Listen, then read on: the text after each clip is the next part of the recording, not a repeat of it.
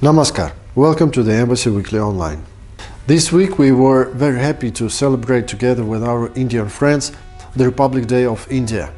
In his congratulatory message, Russian President Vladimir Putin noted that recent bilateral summits held in December last year in New Delhi have fully confirmed the high level of the Russian-Indian relations. He also stressed that through joint efforts we will bring about further strengthening of the special and privileged strategic partnership for the benefit of our friendly nations and in the interest of ensuring regional stability and security.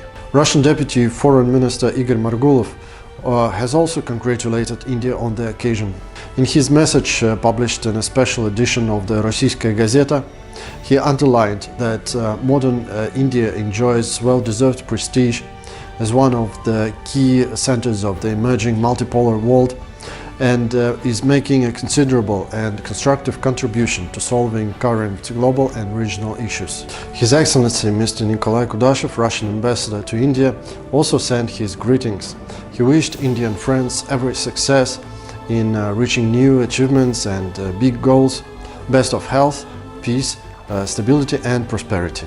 It is also a matter of the great pride that one of the most prominent Russian Indologists, professor of the Institute of Oriental Studies of the Russian Academy of Sciences, Dr. 𝗘𝗺𝗯𝘀, was awarded by the government of India with the prestigious Padma Shri Award. In his congratulatory letter to the awardee, His Excellency Mr. 𝗘𝗺𝗀𝗀𝗆 noted that it was a well-deserved recognition of her invaluable contribution to the development and strengthening of the Russian-Indian relations in their scientific, educational and other dimensions. January 26 marked 5 years since the demise of the legendary Russian diplomat Ambassador Alexander Kadakin. He was a symbol, embodiment and founding father of the elevating of the Russian-Indian relations to the level of the strategic partnership and upgrading it to the special and privileged status. We will surely continue our efforts to preserve and develop his invaluable legacy. You may learn more about his life and achievements at the link.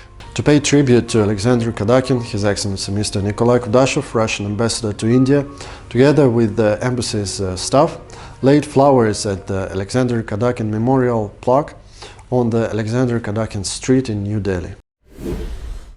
On January 26, Russian Deputy Foreign Minister Alexander Grushko received US Ambassador to Russia, who handed over the written response of the US administration to the draft of the bilateral treaty on security guarantees previously submitted by the Russian side. According to the Russian Foreign Minister Sergey Lavrov, the responses offer grounds for serious talks only on matters of secondary importance. It contains the reaction that allows us to hope for the start of a serious conversation, but only about second priority topics. As for the main matter, this document has no positive reaction. The main matter, I would like to remind you, is our clear stance about inadmissibility of the further expansion, eastward expansion of NATO and deployment of the offensive weapons that could threaten the territory of the Russian Federation.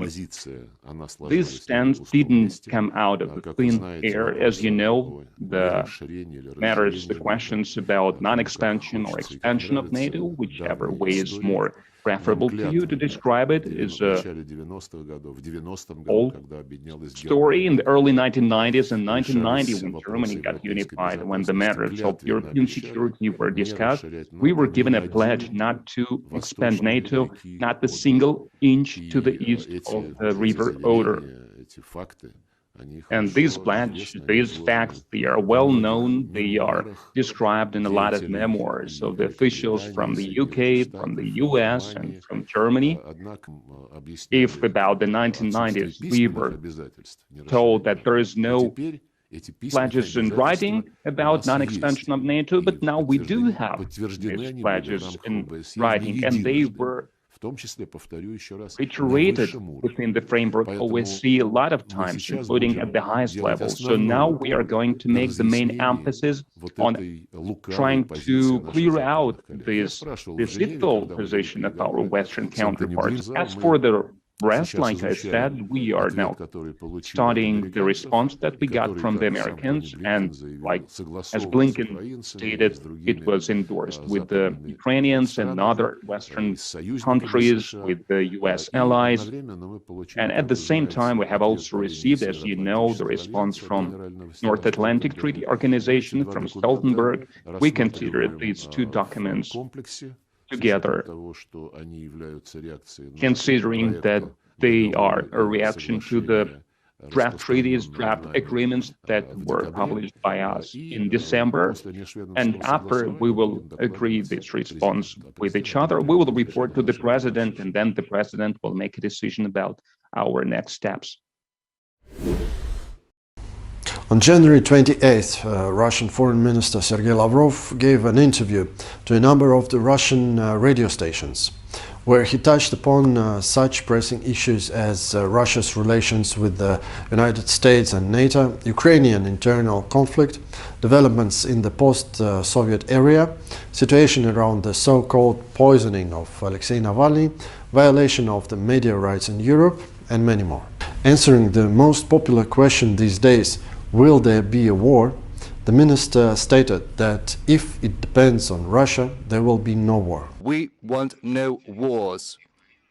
But, you know, trampling our interests, ignoring our interests is something we cannot allow either. I cannot say that the talks are over. You know that Americans and NATO allies have taken more than a month to study our elementary proposals enshrined in the draft treaties with Washington and with NATO, and just the year before yesterday we got their response. And you know, it obfuscates things, as the West is prone to do, but still there are some responses to our basic questions, which were very important to us, in particular with regard to the intermediate and shorter-range missiles. You know, when the Americans sabotaged this treaty, we urged them to show some common sense, and our president sent a proposal to the OSCE enjoining everyone to join our unilateral moratorium and to agree on verification measures. Back then, this proposal of ours was ignored. Right now, it's included into their response. You know, we also had an idea of trying to withdraw the military exercises farther from the frontier, from the boundary, from, you know, the border, as it were, and there were other measures for deconfliction, in particular the safe distance approach. And right now, even though they've been ignoring it for several years, right now they seem to be willing to talk about that. I think it's at least something.